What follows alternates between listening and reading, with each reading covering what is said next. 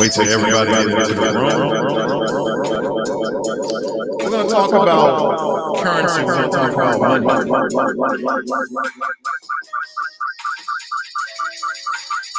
I'm going to help you guys. Not to buy silver. I'm not going to buy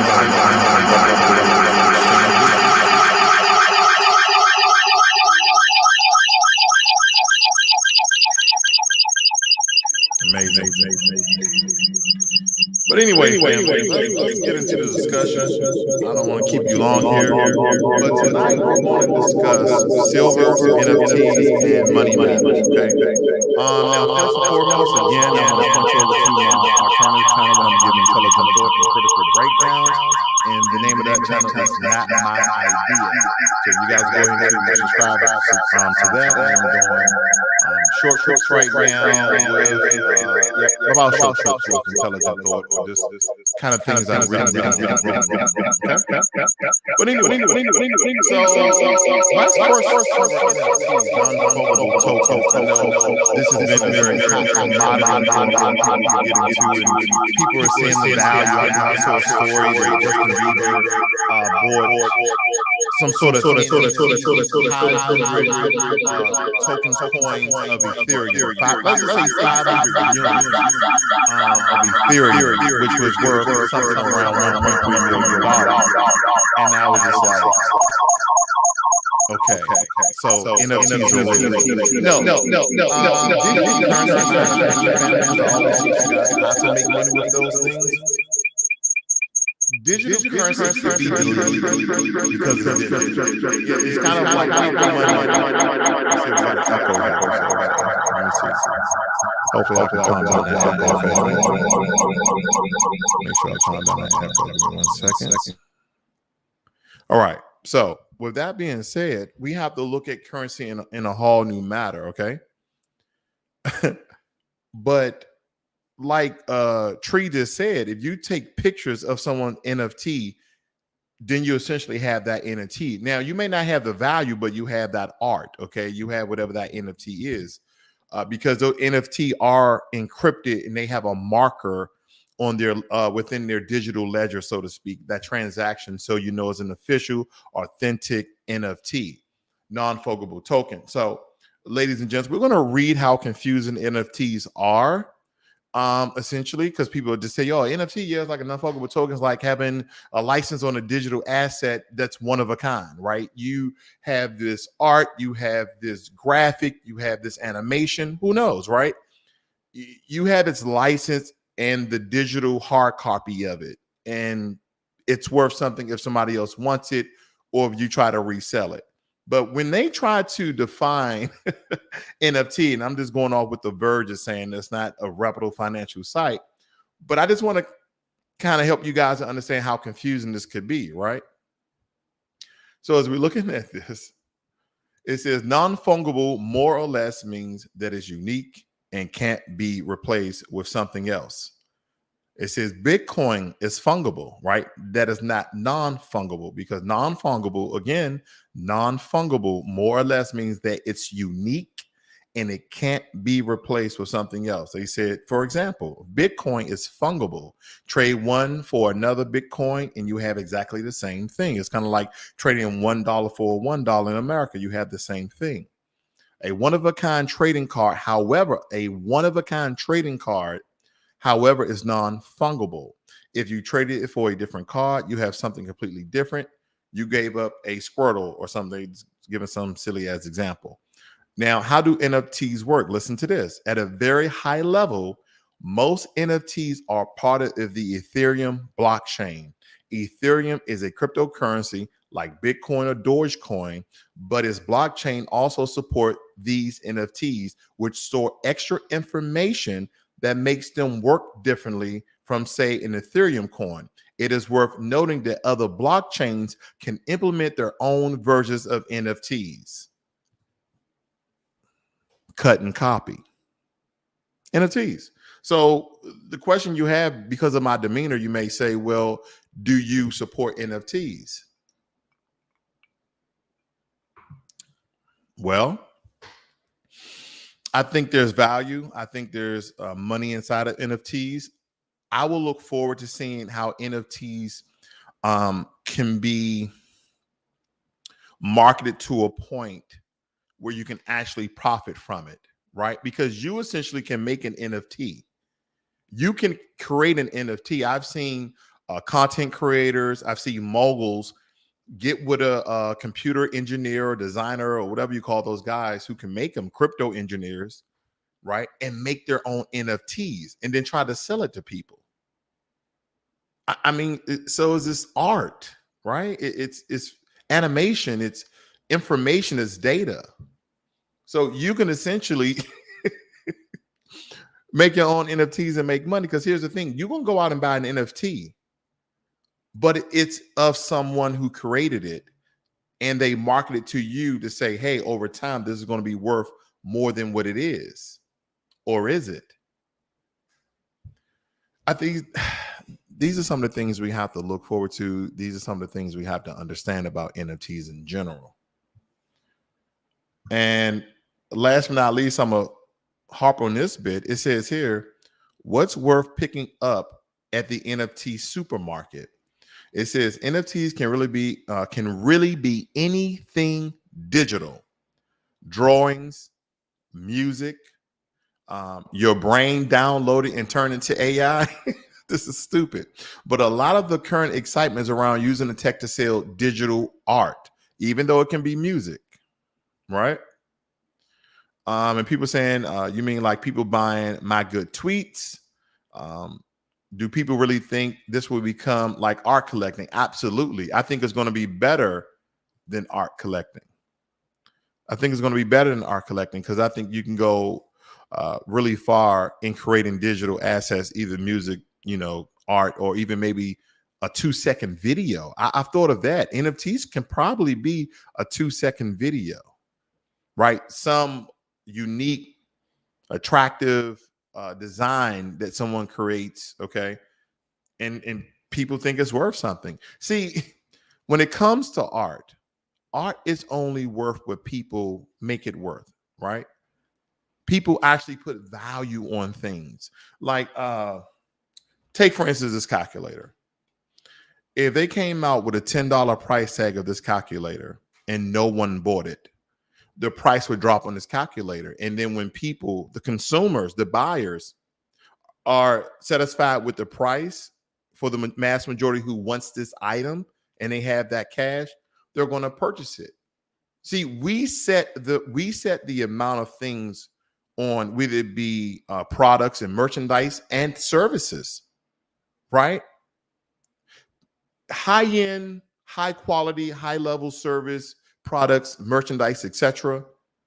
We put the price tag on those things because if we didn't buy them, then they would have to drop the price or go out of business. I digress, but that is what they're doing on NFTs. They're just setting a price, and if people willing to pay for it because they believe over time it's going to be worth more than what it is, then what is it to you? So are NFTs a good investment? It's like art. It's like you don't know until you have it, right? Because it's one of a kind. And then my only question would be, well, who created it? How well known they are? Are they popular? Do they do pieces like you got to do all this research because it's digital art and digital music. It's kind of like if you listen to a Jay-Z album now versus back when he, whether it be the Reasonable Doubt CD or the Sunshine CD. I mean, now if I could buy NFT with that, I would, because those are classics now. But see, back then there was even good music as well. So I'm just giving you examples, and I know I'm throwing you to and fro whether you should buy NFTs or not. But I think there's a deal of study about NFTs. Again, I started this video off speaking about Justin Bieber, okay, trading 500 Ethereum units in order to buy a NFT that was worth or was priced at 1.3 million. Think about that. Let's see who we got in the room here. I see we got Broad John, we got Jermaine Anderson, and we got Mark Collins. Okay. We got Taria Tree, Tamika Hers. Okay. Nice to see everybody here this evening. Now, let me move on because I think this is also important as we get more into the conversation. So I'm done with NFTs. Okay. I am absolutely done with NFTs. There he is. There he is. I'm absolutely done with NFTs right now because I think there's something more important to have the discussion about this evening. So we know that the current rate of inflation is 7%. This has been my latest conversations in my small groups in the past 2 days. And I told you guys maybe about a month or 2 months ago that inflation was around 5.6%. And it's already, I mean, ladies and gentlemen, the rate of inflation is skyrocketing. And what does that mean? That means things become more expensive. This is why gas hasn't went back down. Now, depending on where you live, either be the South or the North. I live in Texas, so it's around $3 per gallon. So if you live up DC, New York, Washington State, North Dakota type areas, then guess what? It's probably even more depending on your market. So I'm just going to say for those areas, you might be paying $1 more a gallon. Yeah, those are astronomically high prices. And that's just gas alone. The price of bread went up. The price of milk went up. The price of eggs went up. All these things have essentially increased in price because of inflation. So when people are not paying attention to inflation and how it operates, this is more cash out of your pocket on top of taxes. See, inflation, you could blame it on the government, but then you will have to blame it on the governments, right? You have to blame it because there's a network of governments that really says because of the amount of demand we had versus the supply, inflation raised. Or they may say, well, because of the current economies around the world due to the pandemic, inflation rise. But is inflation man-made or has it already existed? Then some people will argue, well, supply and demand. And then you also have to look at the supply of the natural material, timber, metal that makes these products in order for you guys to receive them to see if the price of inflation will rise. So my question always is, how is it always fluctuating, especially like gas?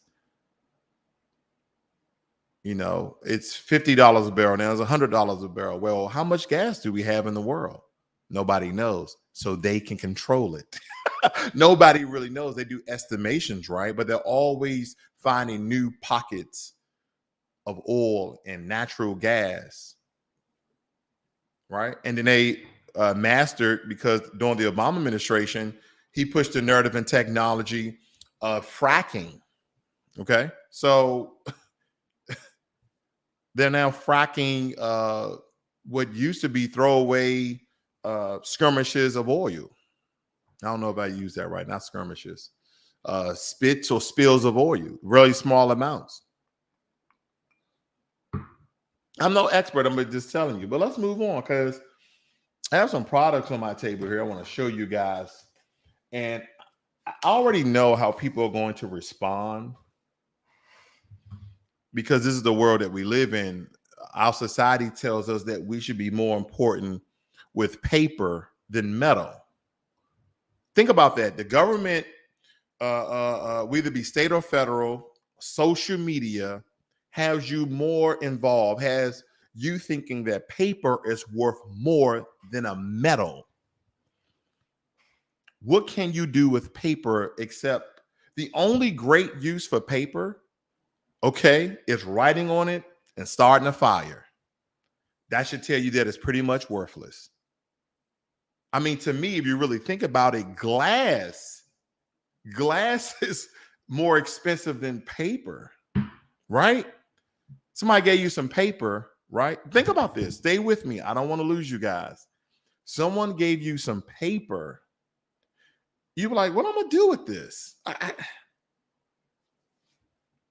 But we don't think that way because we have been conditioned to believe that paper is worth more than metal. What am I getting at? Well, paper.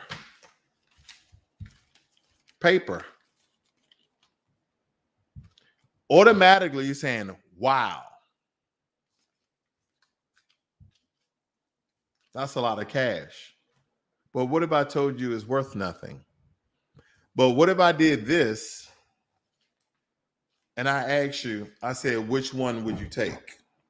Which one would you take? Think about that. Which one would you take? You're conditioned to take the paper, which is the $100 bills, but you're not conditioned to take these Troy ounce, 999, 49 ounces of silver. I thought about the economy in America just collapsing on itself, right? Kind of like Rome did financially, right? And a lot of these other European nations financially. We haven't done that, but we have tall tale signs because we are highly indebted to the Chinese. We are highly indebted to other Americans who have invested in bonds. I mean, when you really think about it, I'm gonna put this out there. I know that melanated people, we're very, very intelligent. We have created a majority of the inventions of the world. But when you talk about world domination, I think the Chinese has done a terrific job.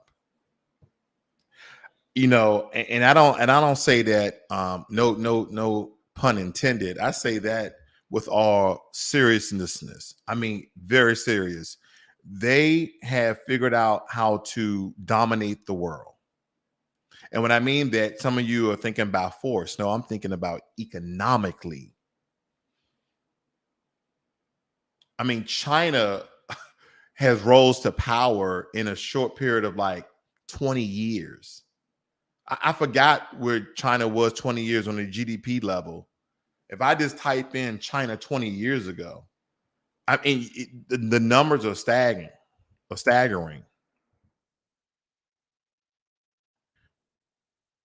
Just got to type this in, family, because this is very, very, very interesting. Why is this important? Because I'm trying to give you the differences of metal and paper and also how economics work in the world. I'm going to tie it in together. Now, what I'm looking at right now is that the GDP of China, okay, the GDP of China is 15 trillion dollars. The GDP of America is roughly $21 trillion at 21.94. But the funny thing about that is, guess what? Is that America is more in debt than their GDP represents. I don't want to go to the debt clock to prove this because I already know we're above $28 trillion. I don't even need to go. I don't need to go. I don't need to go and look at these things, family. But how did China rise to power this quickly within 20 years, climbing up the ladder as quickly as they done? China has been increasing their GDP by 5.6% every year for the last 20 years.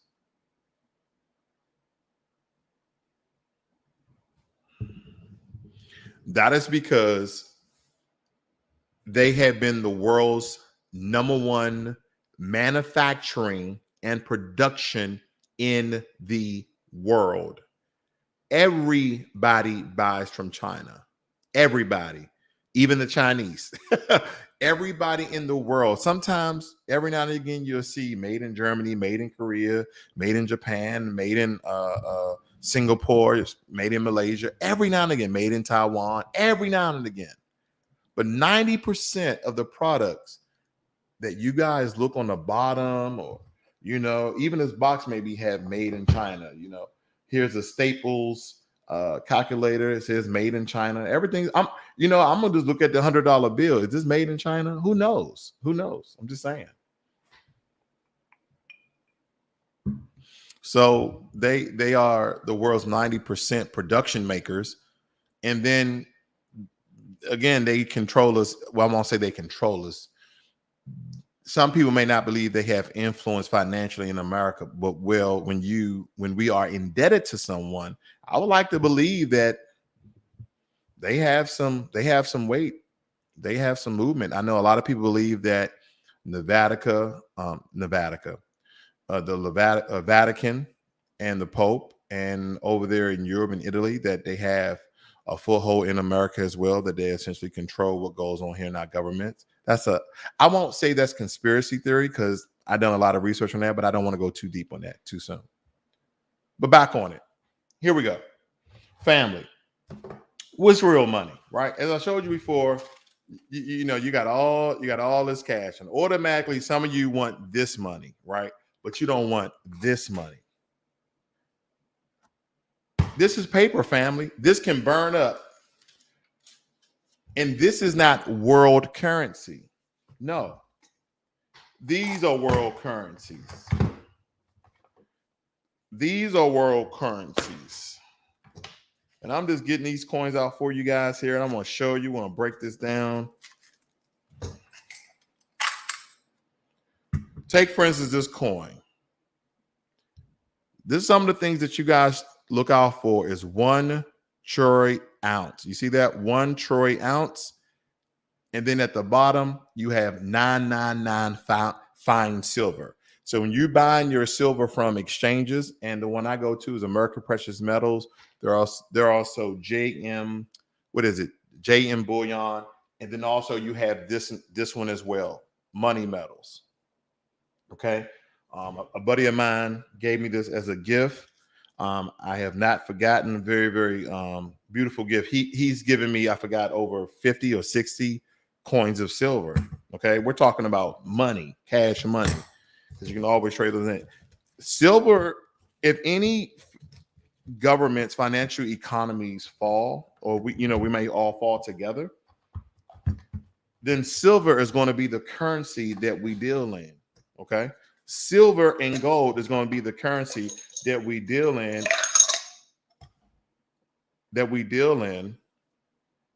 around the world. Okay. And I know some of you silver gurus out there are saying you're supposed to be wearing gloves. I don't have my gloves today. Okay. And this is and I'm going to show you the back of this coin. There we go. That's how that coin looks. United States of America. 1 ounce fine silver. That's what they says. Okay. So we got, I think that was the Buffalo one. And then we have one. I have all of mine labeled like this. Okay. What is inside of here. And I got plenty of these. I just kind of like the different types of art and design on silver. I think later on that's going to be worth something. So I know some metal handlers out there squinching there. Anyway, I'm on one. Here we go. This is beautiful. And see, this is the one, and sometimes this is just art for people. So on the back of it, it says Somali Republic, 100 shillings. Now look at the front of this. This is also beautiful. Right? African wildlife, elephant. Then at the bottom, you see that 1 ounce, and you see 4 nines. So some places around the world use 4 nines. I know America, some other places use 3 nines. You'll see either fine silver or troy silver. Okay, a lot of times that is talking about the purity. There's all sorts of things about silver that you guys, have to learn. We're gonna go over a couple of quick steps here, and then also you have. Let's go over the silver. I'll come right back. We're gonna go over the silver.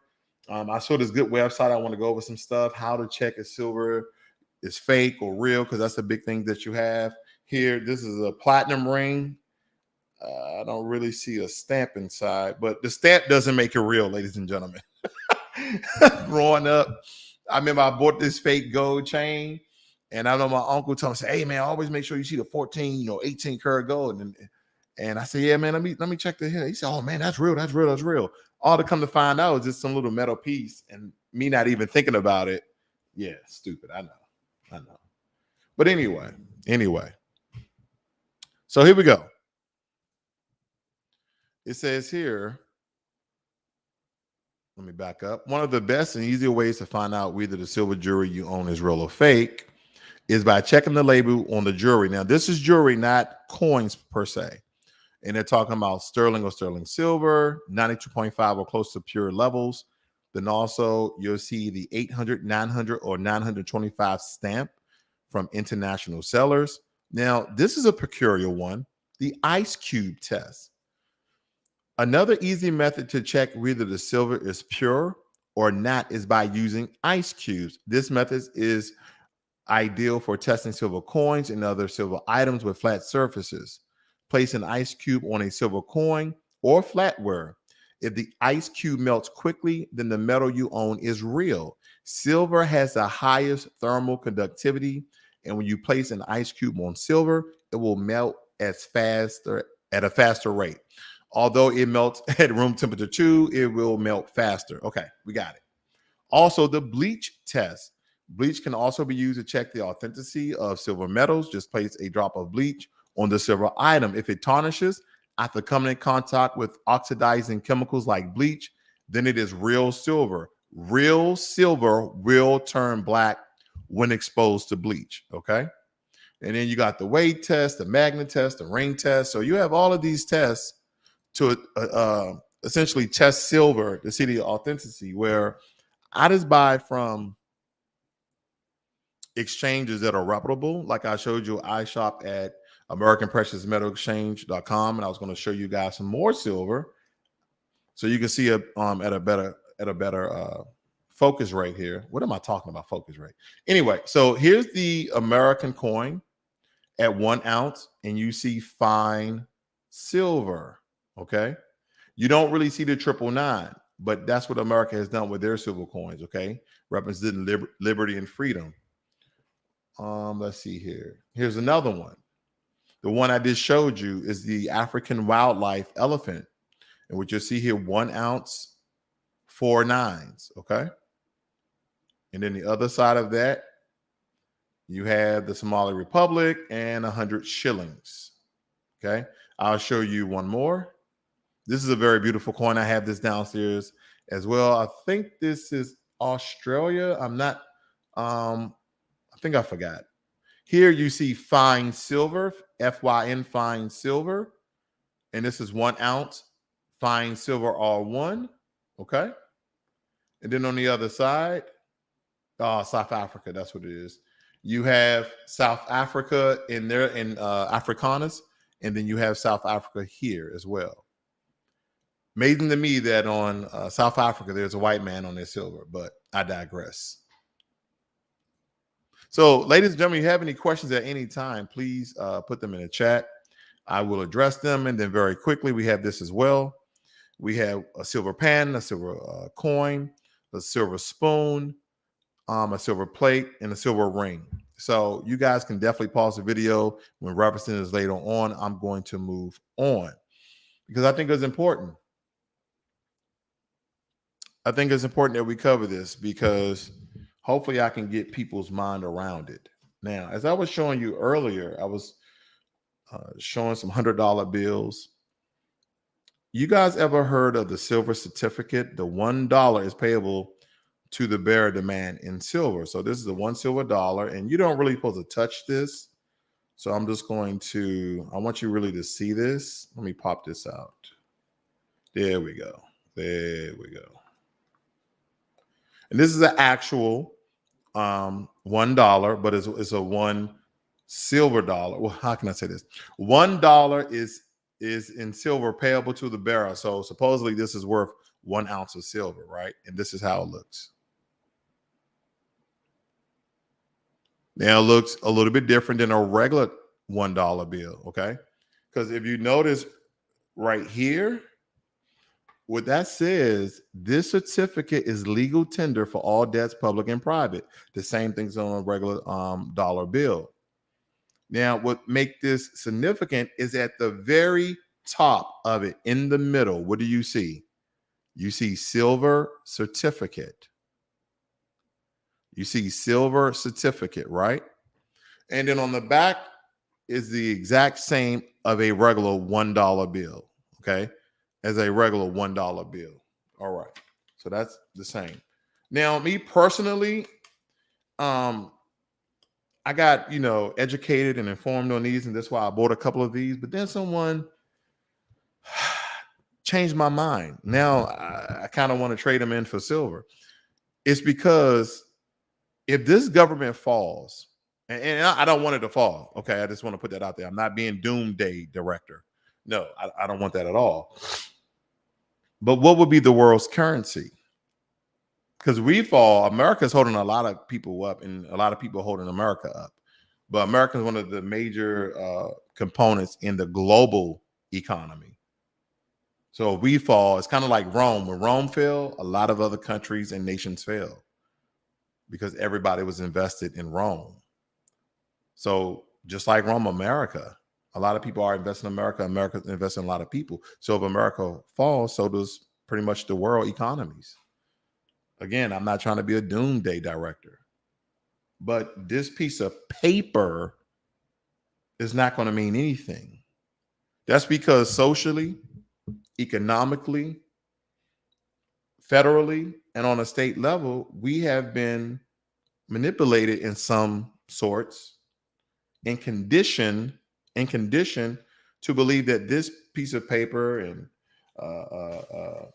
these pieces of paper all mean something because we glorify and we idolize what they have shown us. But they know and they know that this is really worth nothing. I told you in the beginning of the video, this really the only two good uses for paper is for fire and to write on. Just like this. Oh, here's some different money. You guys, here's some Korean money. When I was over in Korea, okay? That's Korean money. But it's all paper.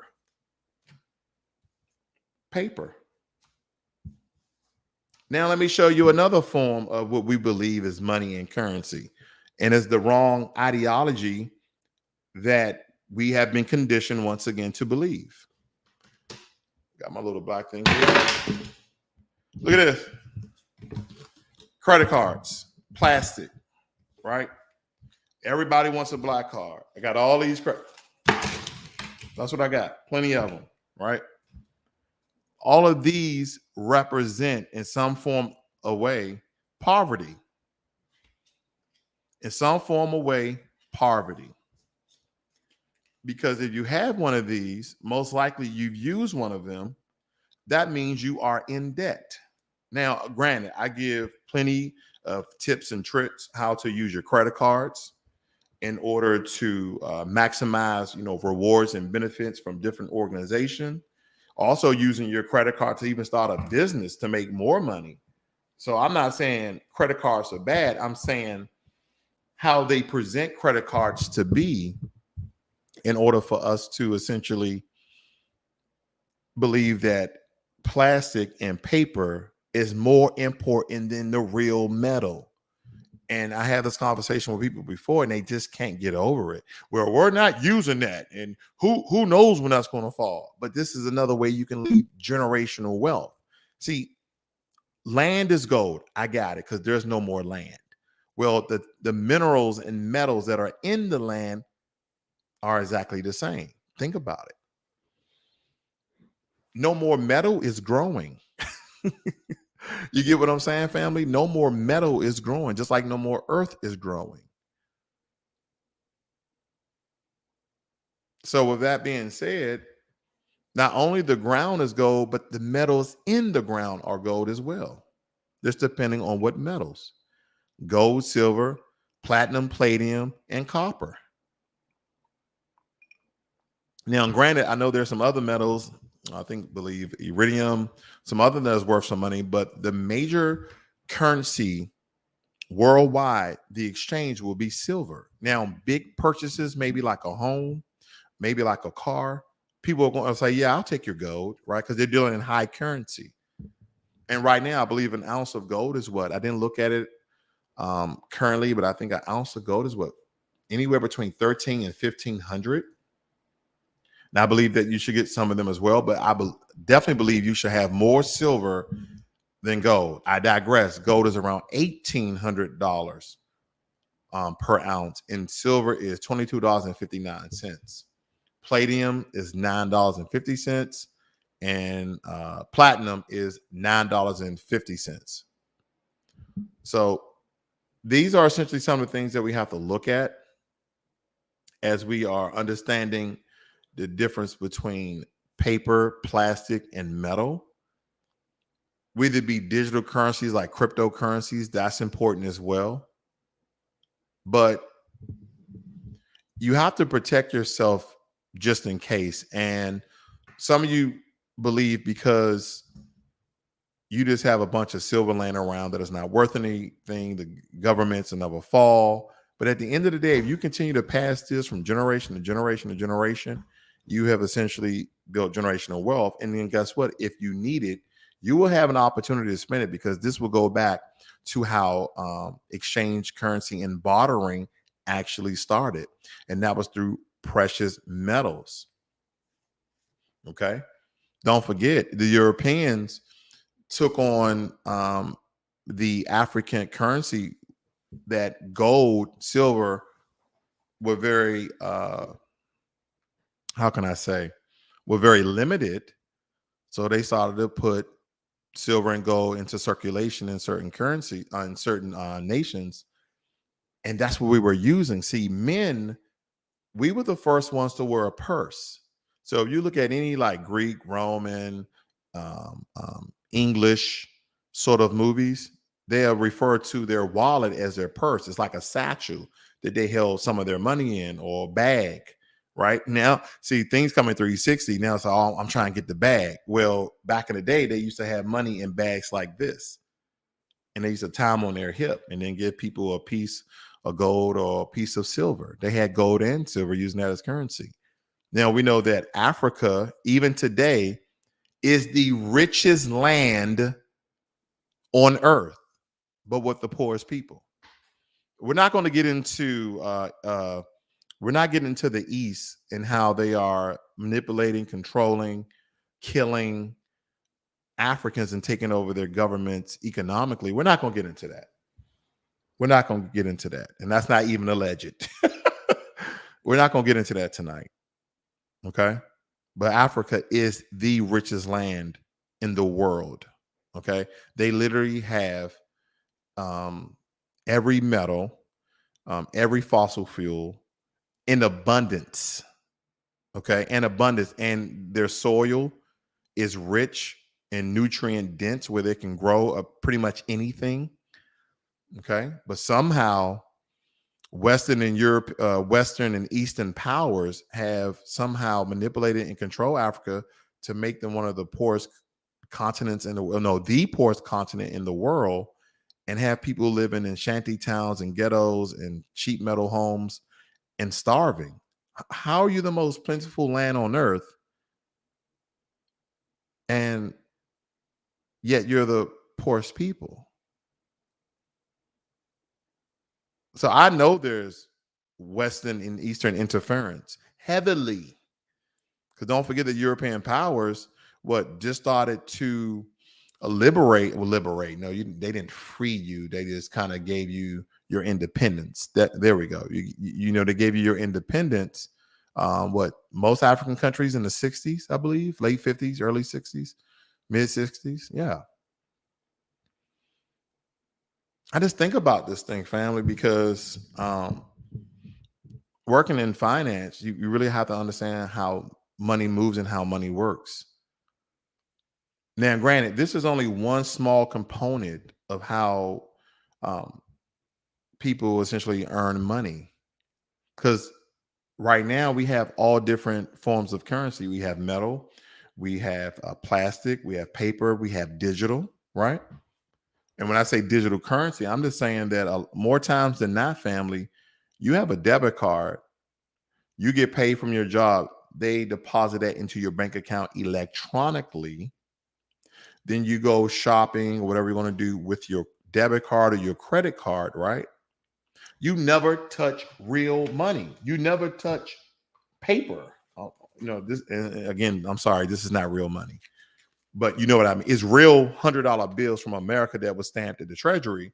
But what I mean is, in world currency, paper is just a representation of real money, right? But that scenario I just gave you, you never touch money. You worked, they paid you electronically to your bank account. You got a debit card, credit card. You went out and shopped and bought some things. You never touch money. You never receive money. You do this all the time. Here's my card. Here's my card. Oh, the machine is there. Let me insert it. So a lot of us don't equate money, which is metals, to paper, which is worthless. But yet again, paper is a representation of money and currency in a country. I get that. I'm not saying burn all your $100 bills. Just send them to me. That's all I'm saying.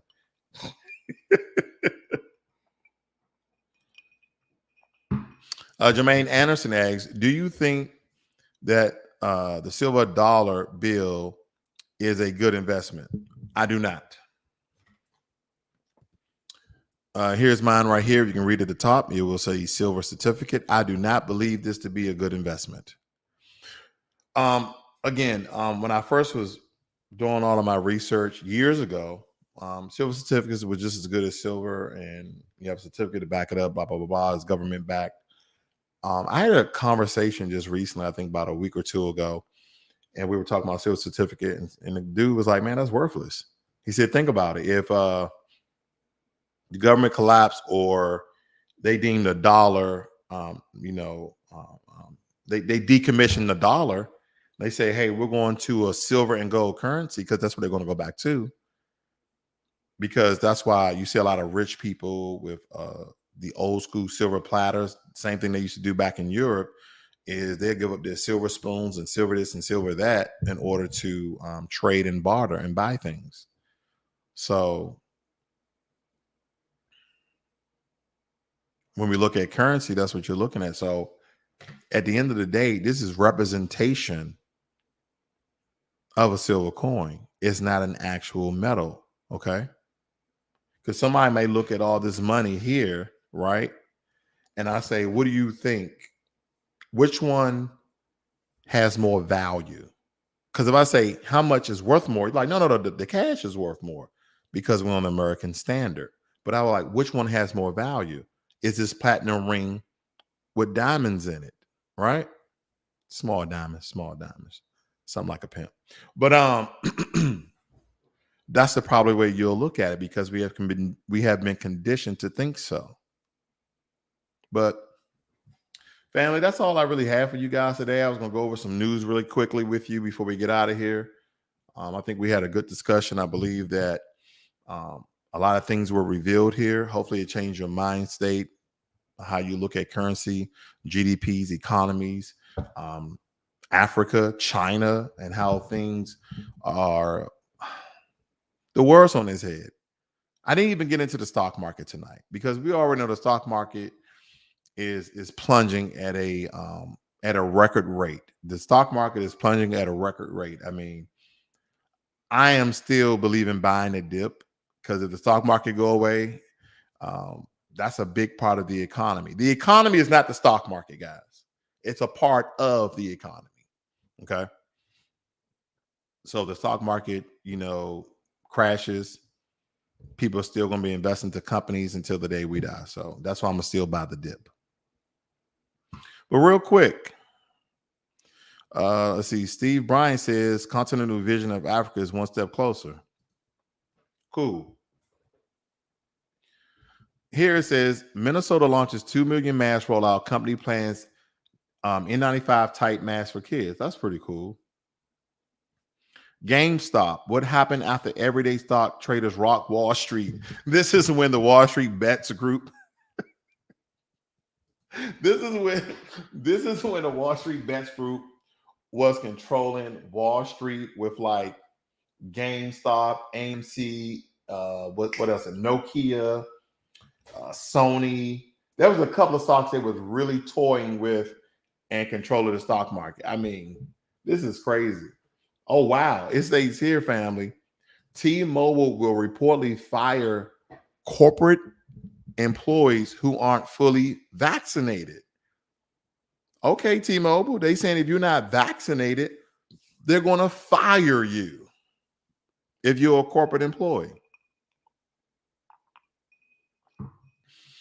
That is a mandate, okay? A single winning Mega Millions ticket with estimated prize of 420 million sold in California. So inflation rising to 7% and people are spending more on gambling. Good job, guys. That's the way to look at it. Don't invest your money. Wall Street split on buying the dip and whipsaw U.S. stock market. It says when to stop investing in the stock market. While price swings are shrinking the resolve of some, it is time to bail out or equities and bonds. See, then again, here's another horror story of should you invest in the stock market or not? What else they have here? What CEOs are saying about inflation? The world has changed. Yes, indeed it is. Robinhood CEO explains why he is resisting calls for accepting Shiba. I'm going to go into this inflation thing because that's how we started off this video. We talked about inflation. At one point I told you guys that 5.6%, but is now at 7%. Okay, let me see. I'm having issues here, family. Give me 1 second. I'm just trying to get a quick excerpt. Let's see here. Oh, you got to sign in to read the whole story. But anyway, some financial gurus got together and they were talking about inflation, and basically the current state of inflation is at 7%. You got taxes on top of that. Family, you got to get your money right. Right? If you didn't take any information from the difference between money, currency, paper, and silver certificates versus dollar and metals, then take this advice. Even if you don't understand that total concept and how metal is important, even if your money in your mind is still on paper currency, plastic currency, digital currency, at least get that in order, right? Because even with that, you can convert that. Excuse me, family.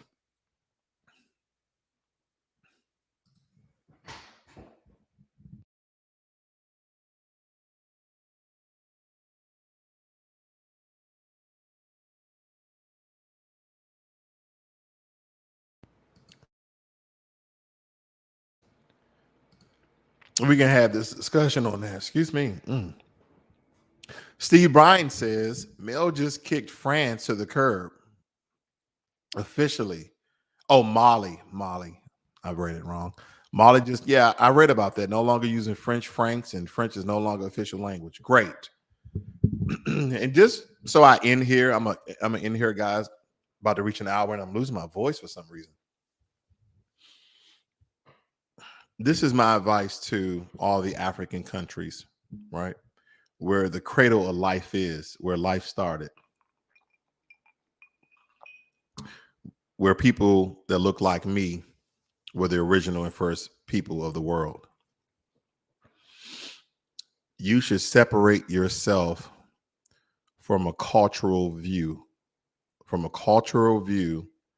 of these European nations.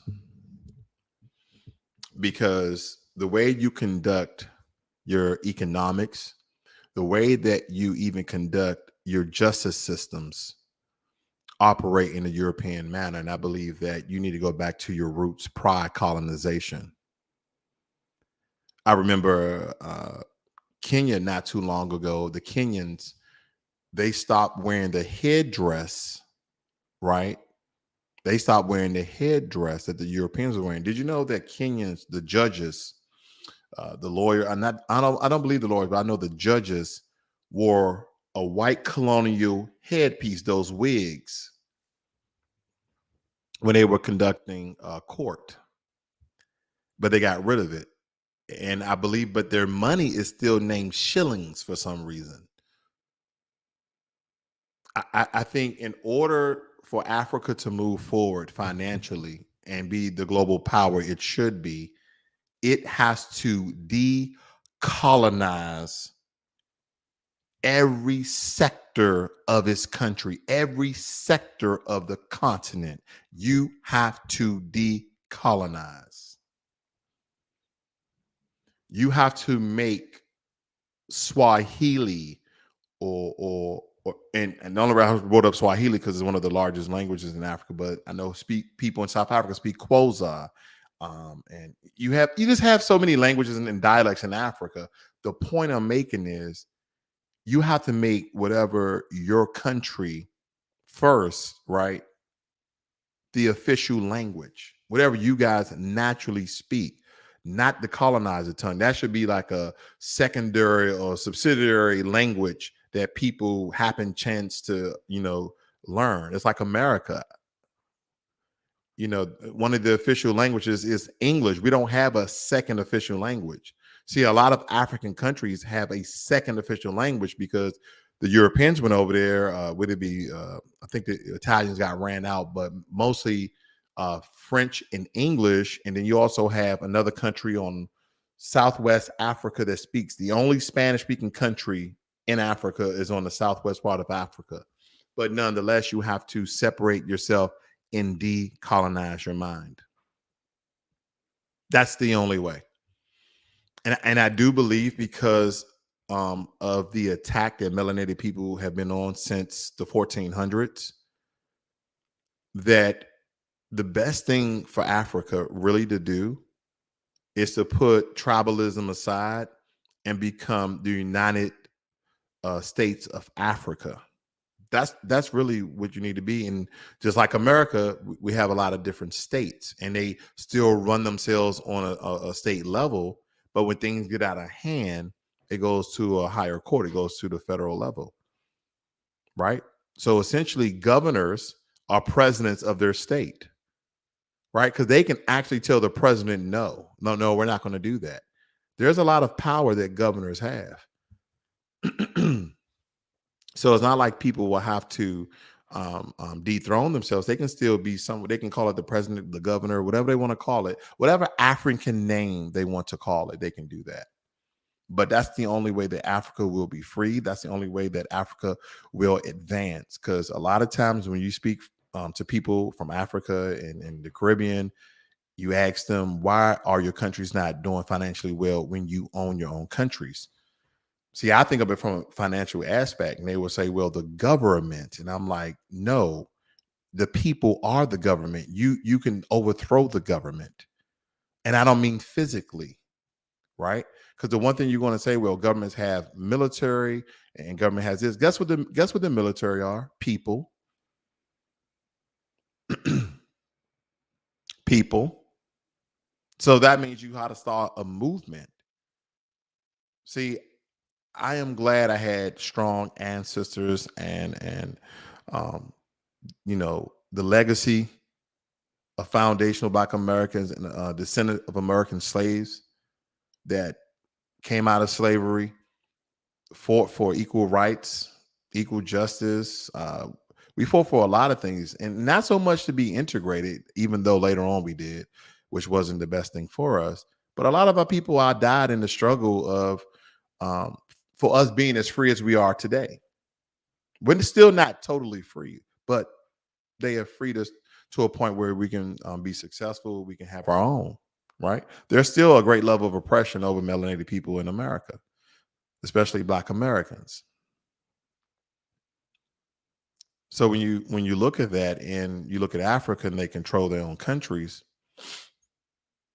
you're just like, okay, I understand that the government has the power of the military, but the question will be, will the military kill each and one of you? Will they kill everybody? Will the military kill everybody? Because don't forget, the military has family. The military is people. They have to run machines. You see what I'm getting at? Because we had to, Our ancestors here in America had to organize. Were there a time where phones wasn't as prominent, the signal, but we figured out a way to organize and march simultaneously in different cities at the same time for the same cause.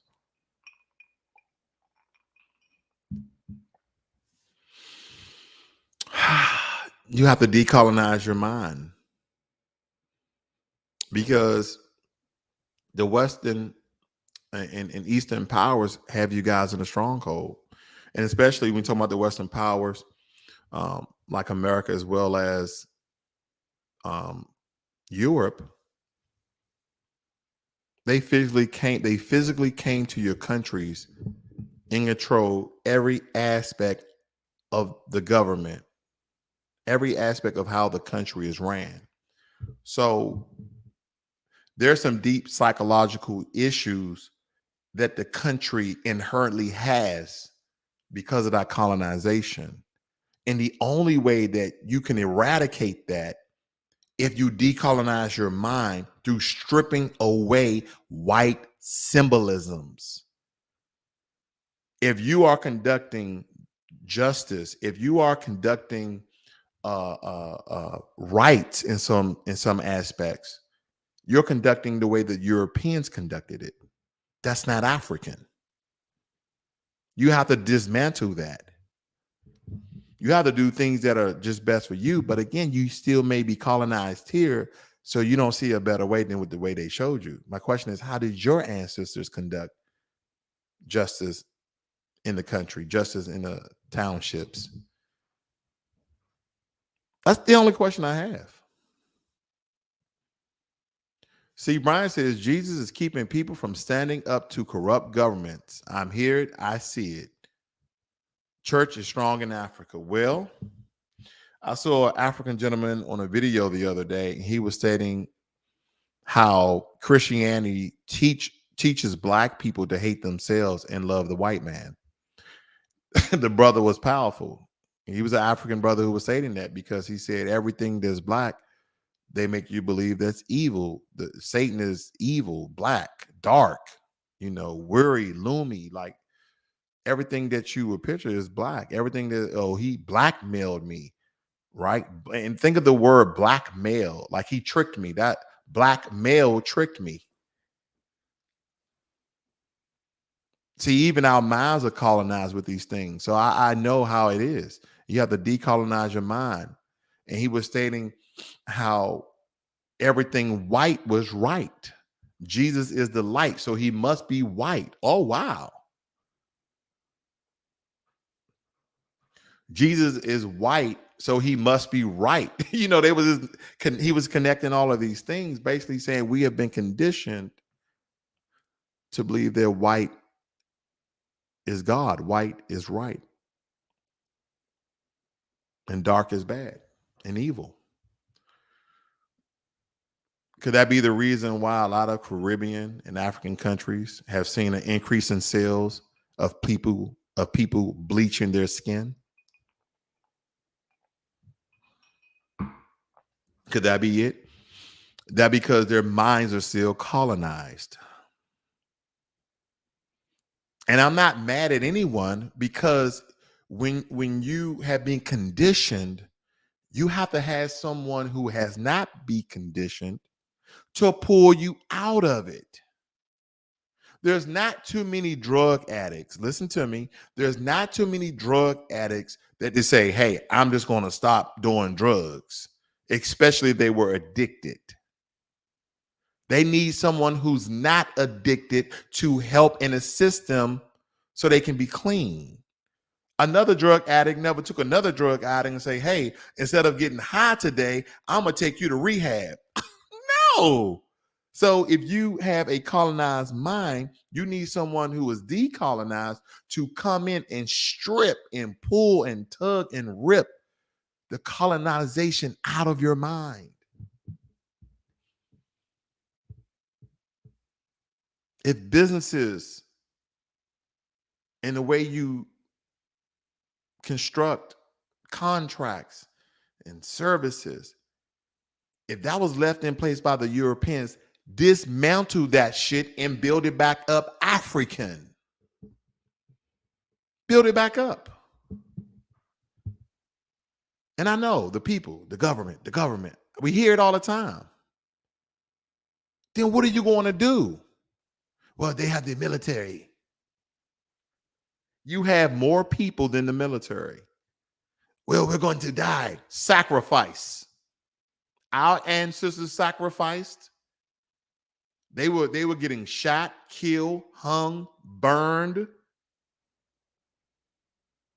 sicked on by dogs, fire hydrants, whips, sticks, and they were still out there protesting and marching because they understood the only way that we're going to make progress, somebody has to die.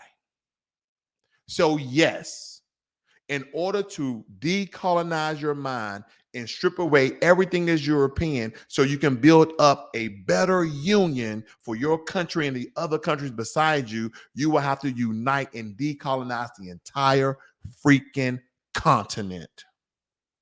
That means you're going to have to cut the umbilical cord on the UK. You're going to have to cut the umbilical cord of China. You're going to have to cut the umbilical cord.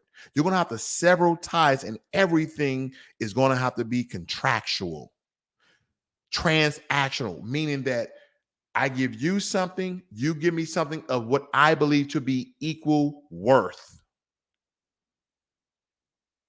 That's the only way. How is it that South Africa, I think they're the only one, maybe there's one more country I'd be missing, that has a stock market in Africa? The Koreans have a stock market. The Japanese have a stock market. The Europeans have a stock market. We have a stock market. Only South Africa has a stock market, whereas over 50-something countries in Africa, family.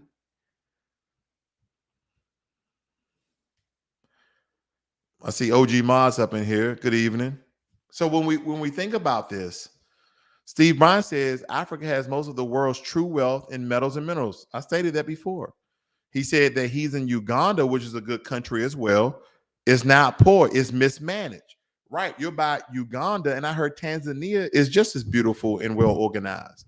I heard one of the best organized countries is Botswana and Rwanda.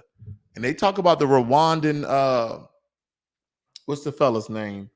I forgot the Rwandan president name, but they call him a dictator because he has cleaned up the country.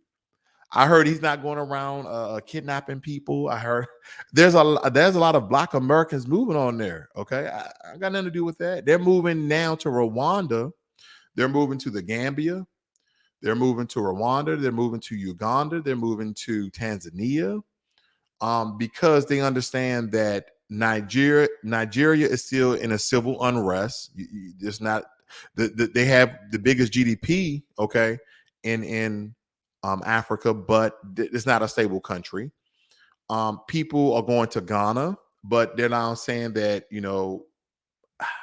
there's some indifferences of them about Ghana. A lot of them went over to Kenya. They don't like all the Chinese in Kenya.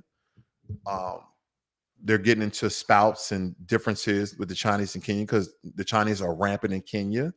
So now they're moving down to countries like Tanzania, Uganda, Botswana, Namibia. They're moving down to, I heard some people may even go as far as Madagascar, which is an island off the coast of South Africa.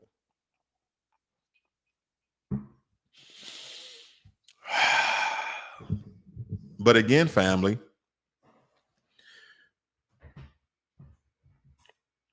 my African brothers and sisters, you guys are the richest land on earth. But everybody's coming over here. Everybody's coming to America. America, we really don't have resources like that. We really don't have resources like that. I've done the research. We really don't have resources. We get our resources from everywhere else.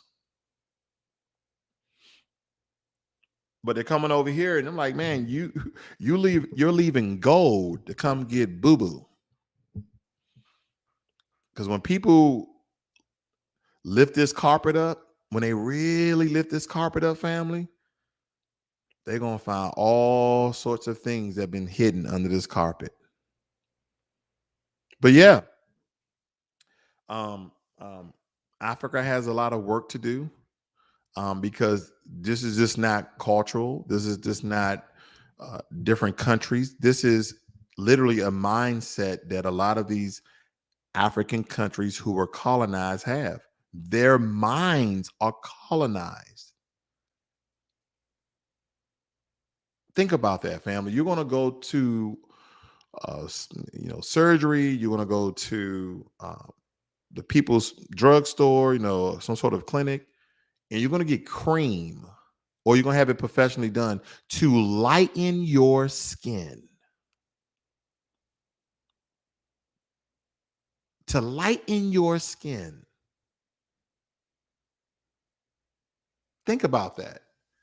That's a lot of. Some people would just chop it up as self-hate, but that's a hell of a colonized mind. Eh, Do I believe some American blacks do it? I do believe that, but nothing like the Caribbean and Africa.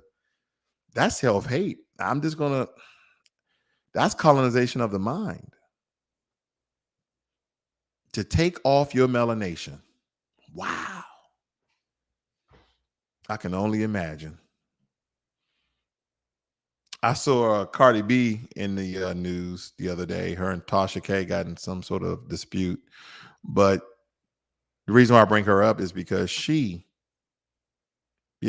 B allegedly, allegedly put, whitening cream on her face. Okay. To lighten her skin, allegedly. But family, there's so much that goes on in the world financially. And when I really, put roots to it and start connecting the dots, I'm just like, man, this country that our ancestors built. When you talk about foundational Black Americans, and you talk about the descendants of American slaves, how we essentially built the country. And when people say that, we built not only the suburbs, but we built the cities. And believe it or not, there's a lot of white people believe that the Italians and the Irish built all the cities. That's absolutely incorrect. I'm not going to say they didn't have any hand in it. Yeah, they built some of it, but they didn't build the entire city, because some of the cities were already settled prior to them coming over here because of our hard work. See, there was already structures in Africa. There was already pyramids in Africa. There was already mud huts and things that were built out of brick and mortar already in Africa. They have, in matter of fact, they have evidence. I forgot, I think it was in the early 1600s, that the Ugandans built a rock wall that was supposed to be very, very strong without mortar. I don't know what they use essentially, but without mortar. So that technology was already there, because when you look at Italy, it's like, well, why didn't you guys rebuild all your Colosseums, the Leaning Tower of Pisa? I mean, why didn't you guys fix these things? There's so many things that's going on in your country, and you say, well, you guys came over here, so you left your country to fix another country, but not your own. But then you're trying to discredit Black Americans that we didn't build it, and our ancestors didn't bled and fought for it. I'm just saying. Family, there's no way you're going to know all the history, but you should know enough history in order to debunk what a lot of people say. People will tell you anything. Oh, that's his name. See, Brian says the Rwandan president's name is Paul Kagame. That's his name. East African Union is growing, just joined by Congo, which is the richest area in the Liberty, kept unstable by the West. Yep. So, family, that's what I have for you guys tonight. I know I went a little longer than intended. I know we started off talking about silver, and I also said etc. Remember on the title video, I told you I was going to get into some other talk, because I just think about it, and I'm going to give you guys some commentary when I'm in Africa. I'll be leaving here pretty soon. I'm going to Ghana for about 2 weeks. I'm going to go to Ghana, and Enjoy my time over there. Okay. I'm gonna be going to. I think I'm going to be doing a big trip once a year, like a big trip. I think that my wife stated that she wanted to go to Japan. So, but we're going to definitely visit more African countries. We're still trying to do a toss up between Kenya and Rwanda for next year. We don't know just yet. We might do a coin toss. I don't know. But there's some other countries we want to visit because I told her it's very important that we understand how the world economy, how different cultures operate. And the only way you're going to do that, you have to go to their country.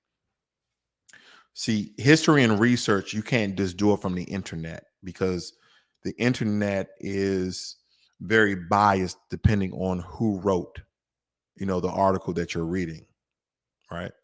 Because maybe he just saw one aspect of a situation in a country.